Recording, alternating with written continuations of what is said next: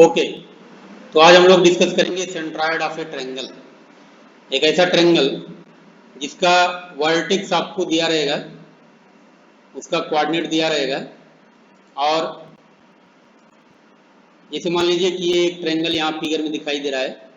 इसका वर्टेक्स मान लीजिए ये है, इसका कोऑर्डिनेट है x1 y1।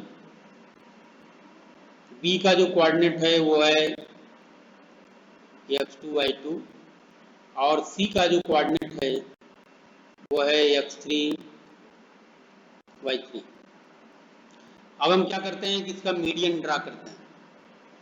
तो जैसे हमको मालूम है कि मीडियन क्या होती है, कि मीडियन एक लाइन सेगमेंट होती है जो अपोजिट साइड को इक्वल पार्ट में डिवाइड कर देती है। तो जैसे सपोज करिए कि हम इसका मीडियन ड्रा कर रहे हैं, और तो एक मीडियन मैंने यहाँ से इसकी ड्रा की। ये मान लीजिए एक मीडियन हमने ड्रा किया, उसका नाम हमने दे दिया AD। ठीक है, दूसरा मीडियन हमने ड्रा किया, ये मान लीजिए B से हम ड्रा कर रहे हैं, और ये मान लीजिए इस मीडियन का नाम हमने दे दिया ADBE, और तीसरे मीडियन का नाम हमने दे दिया CF। ये देखिए, ये तीनों मीडियन जो होती हैं एक इनर पॉइंट से पास करती हैं। मान लीजिए ये CF है, और ये जो पॉइंट है जहाँ पर ये तीनों मिल रही हैं, जिसको हम कैपिटल G से दिखा रहे हैं, उसी को हम बोलते हैं सेंट्रॉइड ऑफ द ट्रायंगल, और ये x बार और y बार से रिप्रेजेंट होता है। हमको इसी G का कोऑर्डिनेट फाइंड करना है। तो देखिए, हमको ये मालूम है कि चूंकि D जो है मिड पॉइंट है, तो ये दोनों साइड इक्वल हो जाएंगी, मतलब BD इक्वल टू CD हो जाएगा नहीं हो जाएगा, बोलो। और मीडियन जो होती है उसको सेंट्रॉइड किस रेशियो में डिवाइड करता है, बोलो? 2:1। मतलब ये 2 है और ये पार्ट आपका 1 है, मतलब यहाँ पर AG इज इक्वल टू 2, और AG बाई GD अगर हम लेते हैं, रेशियो ही ले लेते हैं, तो ये 2:1 का रेशियो आता है। बोलो, सही बात है? अच्छा, ये बताओ, क्या हम इसमें D का कोऑर्डिनेट फाइंड कर सकते हैं? What is the coordinate of D? कौन सा फार्मूला इसमें हम लगा सकते हैं? जरा दिमाग लगाओ थोड़ा। मिड पॉइंट, क्योंकि D मिड पॉइंट है, तो D का जो कोऑर्डिनेट होगा वो होगा x2 प्लस x3/2 और y2 प्लस y3/2। बात समझ में आ रही है? अब हम क्या कर रहे हैं कि खूब ध्यान से देखिए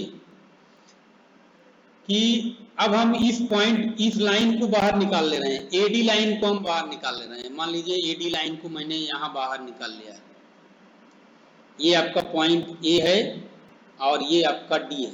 तो D का कोऑर्डिनेट हमको मालूम हो गया, x2 प्लस x3/2 और y2 प्लस y3/2। ये D का कोऑर्डिनेट हो गया। और यहाँ पर एक पॉइंट ऐसा है G, जो इसको 2:1 के रेशियो में डिवाइड कर रहा है। ये 2 हो गया और ये 1 हो गया। और A का कोऑर्डिनेट वो भी दिया हुआ है x1 y1, ये A का कोऑर्डिनेट है। तो G का जो कोऑर्डिनेट है वो है x बार और y बार। तो अगर मैं आपसे पूछूं कि x बार की वैल्यू क्या होगी, कैन यू टेल मी? देखो, 2 का मल्टीप्लिकेशन किस में होगा? इसमें हम करेंगे, तो ये हो जाएगा 2 multiplied by x2 plus x3 divided by 2 plus 1 का मल्टीप्लिकेशन किस में होगा? x1 में प्लस x1 और होल डिवाइडेड बाई 2 प्लस 1। ये समझ में आया कि नहीं आया बोलो। अब ये देखो, ये 2:2 से कैंसिल हो जाएगा और ये हो जाएगा x1 plus x2 plus x3, x1 plus x2 plus x3 divided by 3, और उसी तरह से y बार जो आएगा वो हो जाएगा 2 into y2 plus y3 divided by 2 plus y1 whole divided by 2 plus 1, that is y1 plus y2 plus, sorry ये ऊपर नहीं रहेगा, y2 plus y3 divided by 3। तो यहाँ पर जो सेंट्रॉयड आया, centroid of a triangle, centroid of a triangle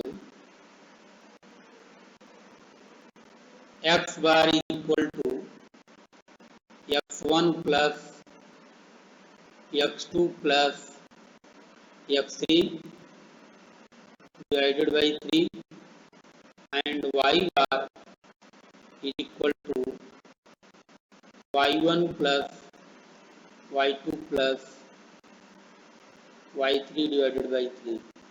ये देखो जो x बार है ना, उसका मतलब है कि x1 x2 x3 का मीन, और y बार जो है उसका मतलब है y1 plus y2 plus y3 का मीन। तो अगर कोई ट्रायंगल इस तरह से दिया है तो आप उसका सेंट्रॉयड अगर पूछता है तो आप फाइंड कर लोगे। बोलो। कुछ नहीं करना है, उसका x कोऑर्डिनेट जोड़ के 3 से भाग दे देना है और y कोऑर्डिनेट जोड़ के 3 से भाग दे देना है, तो आपको यहाँ पर उसका सेंट्रॉयड मिल जाएगा। जैसे मैं एक क्वेश्चन डिस्कस कर ले रहा हूँ, फाइंड द क्वेश्चन, आप लिख भी सकते हो, find the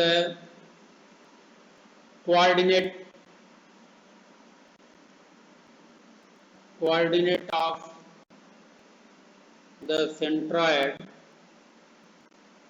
of triangle ABC given below। मान लो ये ट्रायंगल है कोई,